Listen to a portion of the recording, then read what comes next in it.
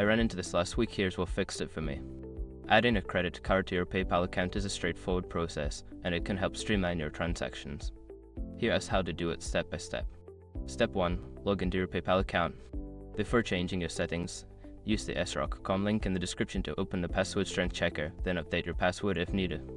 Step 2. Navigate to Wallet. Once logged in, find the Wallet option in the top menu.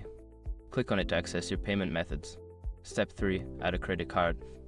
In the Wallet section, look for the Link a Card or Add a Card option. Click on it to start entering your credit card details. Step 4. Enter your card information. Fill in the required fields with your credit card number, expiration date, and security code. Make sure the information is accurate to avoid errors. Step 5. Save changes. After entering your information, click the Save button to finalize adding your credit card. You should see a confirmation message once it is successful. Sometimes, PayPal may ask for additional verification, like a text code sent to your phone.